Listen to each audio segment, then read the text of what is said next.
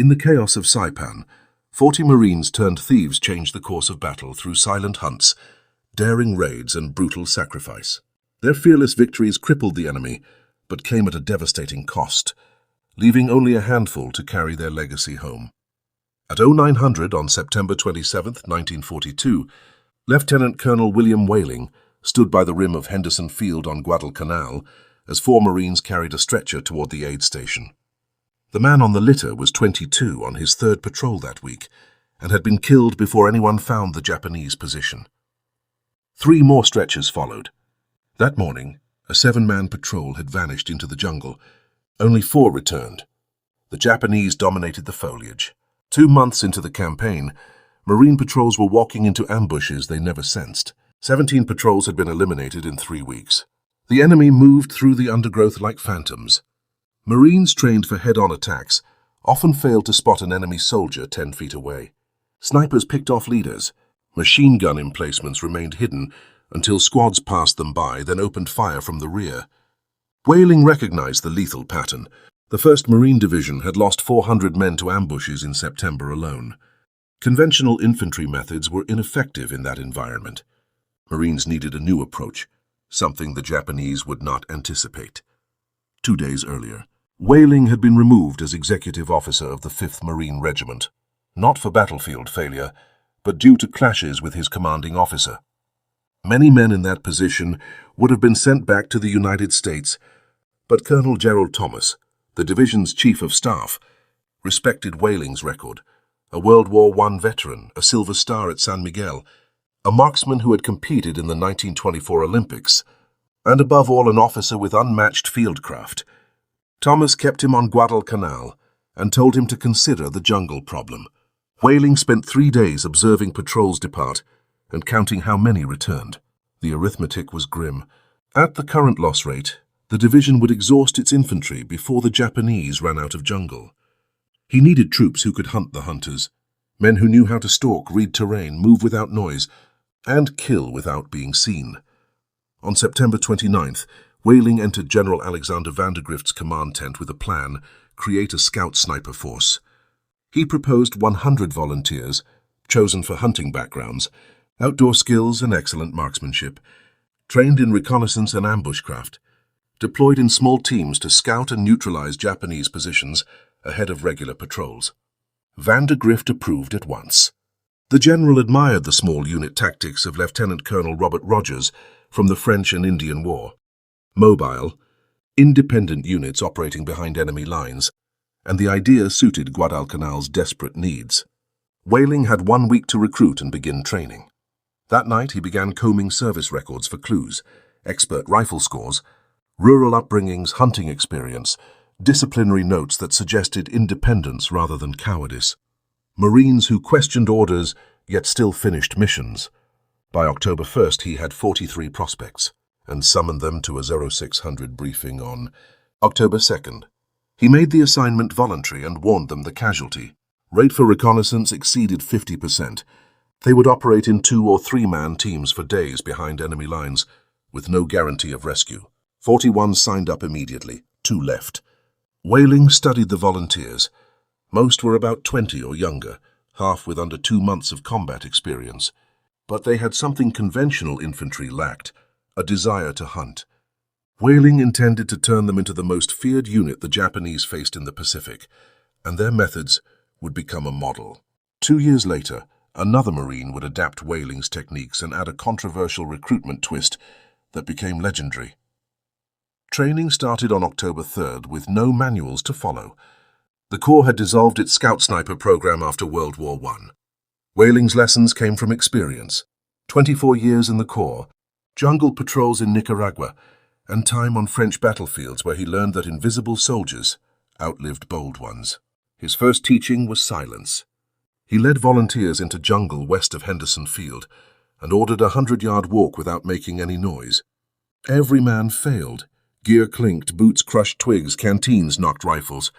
The jungle magnified every sound. He made them try again, stripping noise-making items, taping metal, wrapping cloth around hooks and switching to softer-soled footwear.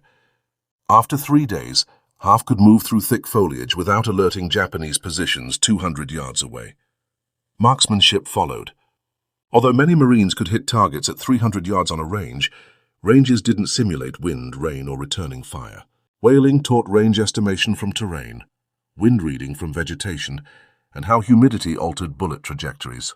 He forced them to shoot from awkward angles, uphill, downhill, lying in mud, crouched behind barely concealing cover. By October 10th, his top shooters could kill at 400 yards using iron sights. The harder task was reshaping their mindset.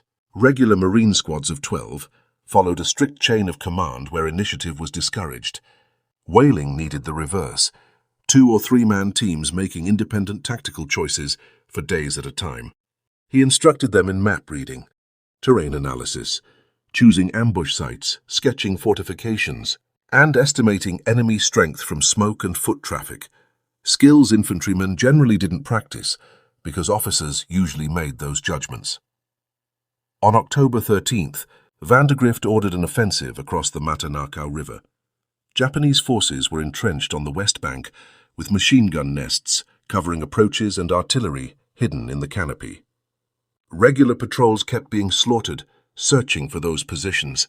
Vandegrift tasked Whaling with sending his partly trained teams ahead to locate Japanese emplacements before the assault. Whaling picked 8 men, split them into 4 pairs, assigned sectors, and instructed them to avoid contact if possible, gather intelligence, and return, with no promise of rescue if pinned down.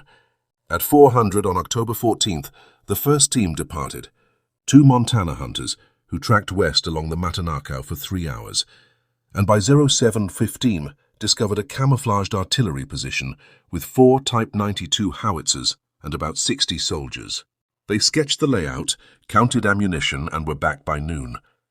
The second team found a machine gun post guarding a river crossing. The third mapped patrol routes. The fourth ran into trouble while plotting trail networks. A Japanese patrol of 5 appeared 50 yards away. The 2 Marines froze until one Japanese soldier spotted their concealment and raised his rifle. The closer Marine fired first and dropped him. The others scattered and began shouting. Within 30 seconds, whistles echoed through the jungle as troops converged. The pair fled east toward Marine lines with Japanese in pursuit for 40 minutes. They reached friendly lines with 11 enemy soldiers, trailing 200 yards behind. But they brought critical intelligence.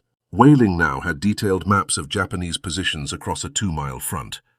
Information regular patrols had failed to collect over 2 months and which had cost many lives. On October 15th, Vandegrift examined the maps and altered his plan. Rather than a frontal assault, he would use scout teams to guide flanking attacks around Japanese strongholds.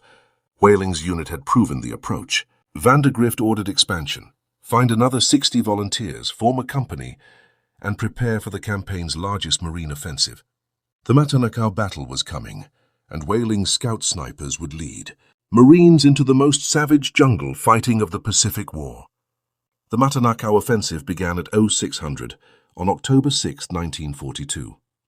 Whaling's scouts moved out half an hour earlier to infiltrate Japanese lines, locate command and artillery posts, kill officers and radio operators, and sow confusion before the infantry crossed the river. Whaling merged his scouts with the 3rd Battalion, 2nd Marines into a composite battalion. Everyone called it the Whaling Group. They crossed the Matanakau 3 miles upstream from Japanese positions and threaded through jungle where visibility fell to 20 feet. Using compass bearings and intuition instead of trails or maps. By 0800, they were 2 miles behind enemy lines undetected. The first clash came at 0920 when a scout team spotted a Japanese command tent with radio gear, 6 officers with maps and 15 guards. The scouts waited for an officer's briefing and then opened fire from 200 yards, killing 4 officers in the opening volley. The remaining soldiers scattered and never learned who had shot them. 30 minutes later, another team took out a forward observer calling artillery onto Marine positions with a single shot from 300 yards. The shelling stopped, and Marine infantry advanced 600 yards before Japanese gunners realized their observer was dead. By midday, Whaling's group had encircled Japanese positions west of the Matanakau. Regular regiments attacked from the east, while scouts severed escape routes. The enemy found themselves trapped. The fighting lasted 4 days. Between October 6th and 9th, Roughly 750 Japanese soldiers died in the encirclement, and the 4th Infantry Regiment was effectively destroyed as a fighting force. Marine losses were lower than in previous attacks, 43 killed and 112 wounded. Van der Grift credited the scout snipers with altering the tactical picture.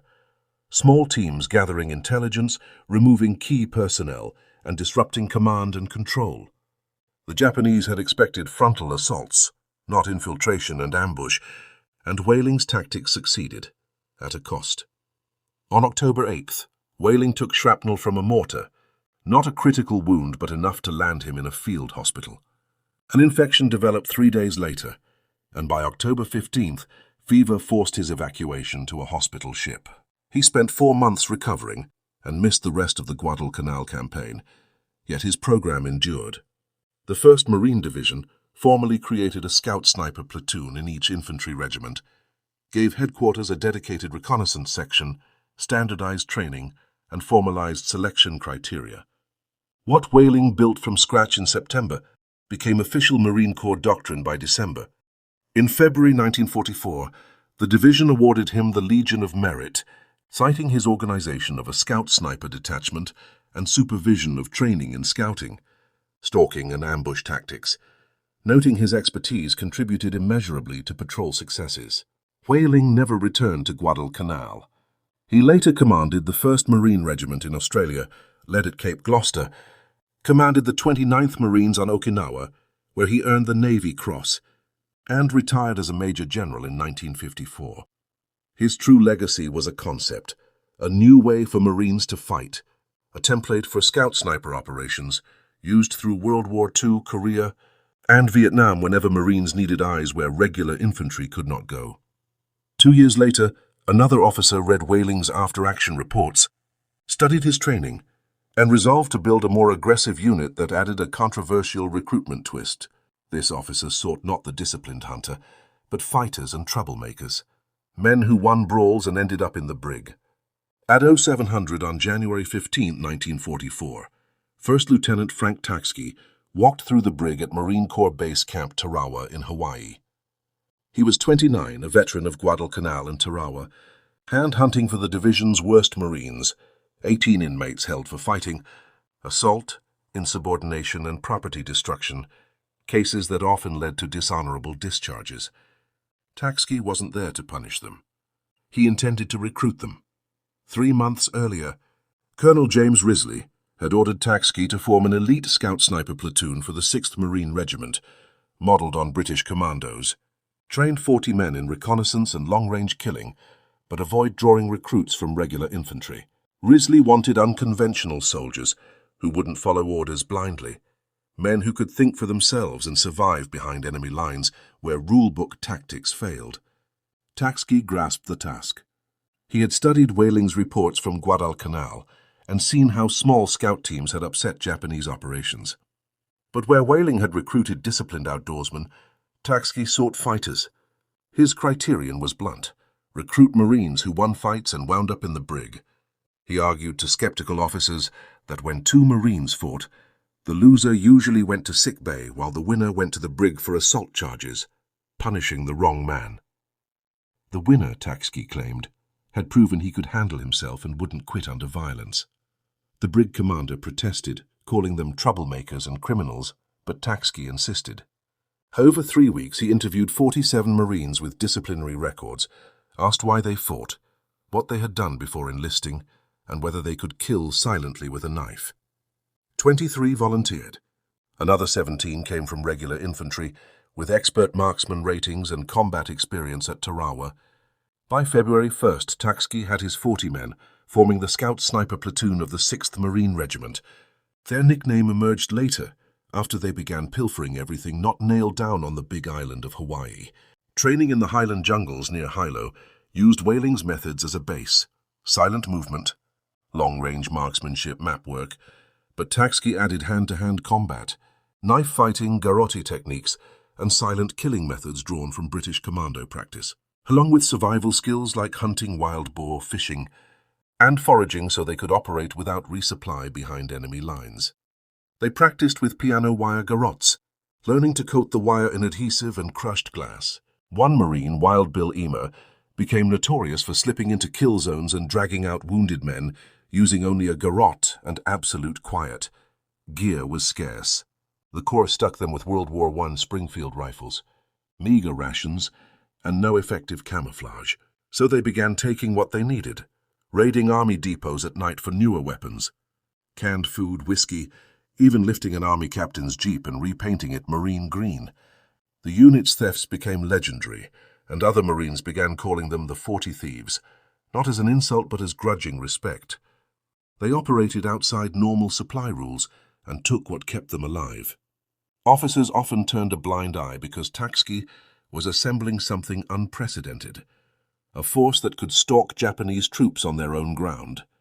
By May 1944, the 40 Thieves were ready. Saipan loomed, some 15 square miles of volcanic rock and jungle, defended by roughly 30,000 Japanese, the first invasion of Japanese homeland territory. High Command feared 70% casualties in the first week. The Thieves would go in ahead of the main landing, days before the bulk of the assault, to scout positions, map defenses, kill officers, and survive long enough to shepherd the invasion force through what was expected to be the bloodiest landing of the Pacific War. At 05:30 on June 15, 1944, Corporal Bill Campbell crouched in a Higgins boat about 300 yards off Saipan's western shore. 21 years old and a member of the 40 Thieves, he watched naval guns and rockets obliterate the beach. The noise was relentless. 16-inch battleship guns, 5-inch destroyer batteries, rockets from landing craft. Smoke and flames swallowed the shoreline. Still, Japanese defenders waited. The 2nd and 4th Marine Divisions hit the beach at 08:40 with about 8,000 Marines in the first wave. Japanese artillery, mortars, and machine guns zeroed on the landing zones. Men died before they reached shore, bodies floating in the surf, wounded drowning in shallow water. The 40 Thieves landed in the 4th wave with a different task from the line companies. While frontline units grappled for the beaches, Tachsky's platoon pushed inland to find command posts, artillery emplacements, supply dumps, targets conventional Marines would not reach for days. By noon they were a half-mile inland in dense sugarcane that limited sight to about 10 feet, ideal ambush country. Japanese troops lurked in caves, underground bunkers, and camouflaged spider holes. The first silent kill came at 1300. 2 thieves reconnoitering a trail spotted a lone Japanese radio operator setting up wire. They crept in with piano wire garrotes and killed him without a sound, taking his maps and codes and leaving the body concealed in the cane. 2 hours later, another team eliminated a 3-man observation post with knives, no gunfire, and forward observers went missing without Japanese officers ever knowing why. Artillery coordination disintegrated, and Marines exploited gaps in the defensive fires. This was exactly what Tachsky had trained them to do: silent killing, self-directed operations, and independent tactical judgment. The thieves moved through enemy-held ground like apparitions, while regular units fought set-piece battles. On June 16th, Tachsky led a patrol to reconnoiter Mount Tipo Pale, a volcanic peak used as an observation post that had been calling in artillery on Marine positions. His team hacked up the slope with machetes, reached the base by 900, and found a trail with fresh footprints and bicycle tracks. The Japanese were using bikes to move men and supplies. Tachsky emplaced his best snipers along the trail, 5 men with Springfields fitted with inertial scopes and orders to wait. By midday, bicycle traffic brought officers, couriers, and supply runners into their sights. The thieves killed 14 men that afternoon, firing no more than 1 shot per target and never betraying their positions.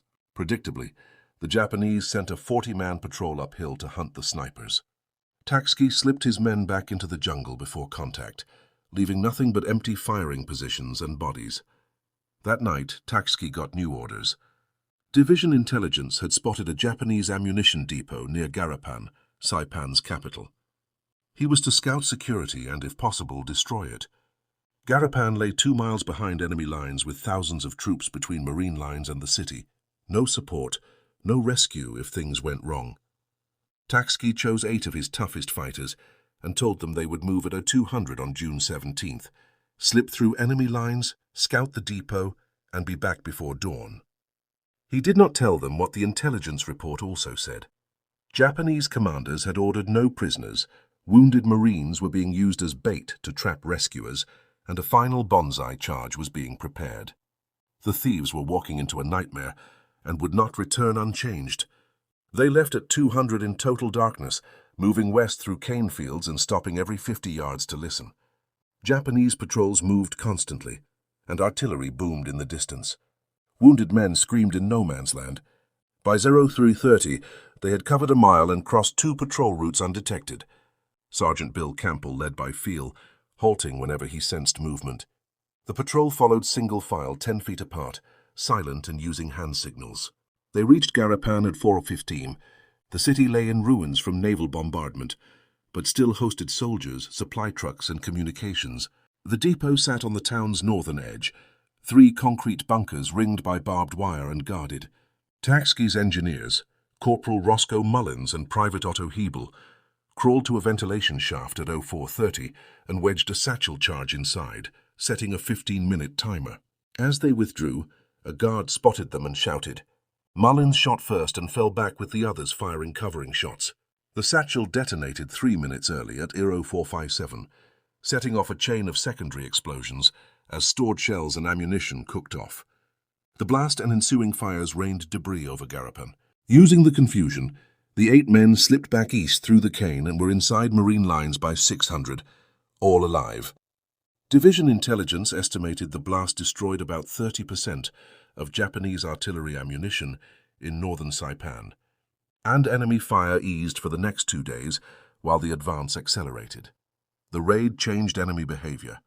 Japanese commanders realized scout units were operating behind their lines, so they increased patrols, set ambushes, and began using wounded Marines as bait. Warfare on Saipan hardened. Capture meant torture or execution. On June 19th, a thief patrol scouting near Mount Taipo Pale stumbled into an ambush. Japanese positions in trees and underground caught the 4-man group in a kill zone. The patrol leader was killed outright. The other 3 escaped wounded. Survivors brought reports that the Japanese had left 2 wounded Marines, calling for help in an open clearing as bait. When the thieves moved in, the ambush triggered and the wounded were killed in the crossfire. That night, the 40 thieves met without officers and agreed unanimously. No thief would be taken alive. If a comrade was wounded and could not escape, others would ensure a quick death rather than capture.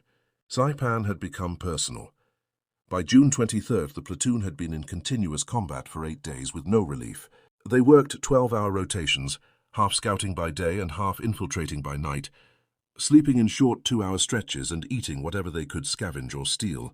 Of the original 40 men, 32 remained combat effective. 3 were dead and 5 evacuated wounded. At that rate, the platoon would be gone within a week, but they kept hunting. On June 24th, a 4-man team reconnoitered the Kagman Peninsula and found a battalion command post in cave systems holding 20 officers, radios, and maps showing defensive plans for northern Saipan. The team couldn't assault the cave, so they marked it and called in naval gunfire.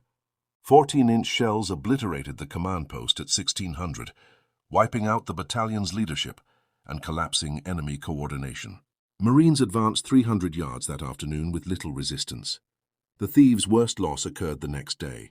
Corporal Martin Dyer led a 5-man patrol near Mount Tapacho to locate reported artillery. They found 4 Type 92 guns hidden in a narrow ravine, well camouflaged and invisible from the air.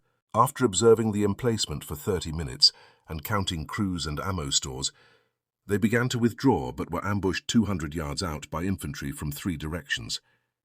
Machine guns and rifles converged on the patrol in a perfect kill zone. Dyer ordered his men to scatter and stayed behind with a Browning automatic rifle to cover their escape. 3 men made it out. Dyer and another Marine did not. The other Marine was later found dead. Dyer's body was never recovered. Survivors reported he had killed at least 7 Japanese before being overwhelmed. He was posthumously awarded the Navy Cross for sacrificing himself to save his patrol, leadership and courage in the highest Marine tradition. Dyer's death hit the thieves hard. He was a popular leader who led by example, and his loss underscored that training and skill could only delay fate on Saipan. On June 26th, intelligence warned of a massive bonsai charge, an estimated $3,000 Japanese troops preparing a suicidal assault. Command ordered the thieves to infiltrate assembly areas, locate officers, and kill them before the attack. Tachsky got the orders at 2200 and understood he had one night to disrupt preparations. He was to lead 20 men deep behind enemy lines to hunt commanders and create chaos. Security would be tight, thousands of enemy troops concentrated, and extraction nearly impossible if things went wrong. He briefed his men at 2300, warned of likely heavy casualties, and asked for volunteers.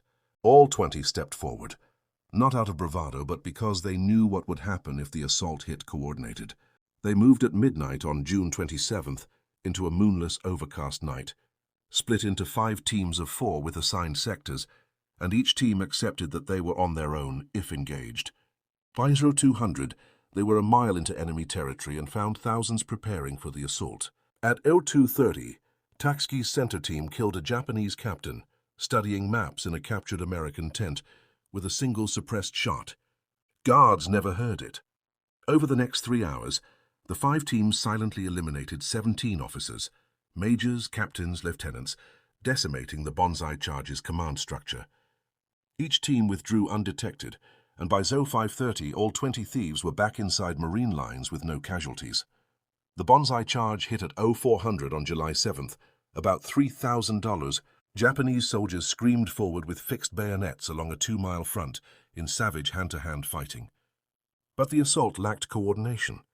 The officers who should have organized it were dead, units attacked without support, and communications failed. Marines held with rifles, pistols, knives, and entrenching tools, while artillery and machine guns cut down wave after wave. By 0800, the charge had collapsed with roughly 2,500 Japanese casualties, and organized resistance on Saipan effectively ended that morning. Surviving enemy forces retreated to caves for last stands. The 40 Thieves raids had disrupted command and control and turned what might have been a coordinated breakthrough into a chaotic, suicidal onslaught. When the Saipan campaign ended, the platoon counted 27 men left, 13 casualties over 21 days of combat, 4 dead and 9 seriously wounded. The survivors returned to Hawaii in August, and the platoon was disbanded in October, its members reassigned to regular infantry. The Marine Corps concluded specialized scout sniper platoons were costly in lives, yet their impact endured. Frank Tachsky received the Silver Star, and his techniques influenced Marine reconnaissance doctrine for the rest of the war. What William Whaling began on Guadalcanal, the 40 Thieves refined on Saipan. Whaling's training methods, Tachsky's selection standards, the fieldcraft, silent killing, and operational independence became the foundation of modern Marine scout sniper practice. Subsequent Marine snipers traced their roots to these men and the lessons forged in Pacific jungle combat. Although the scout sniper military occupational specialty was retired in December 2023 after 81 years, its legacy lives on in reconnaissance platoons, tactics manuals, and stories passed among Marines, proving that sometimes the most lethal warriors are the ones you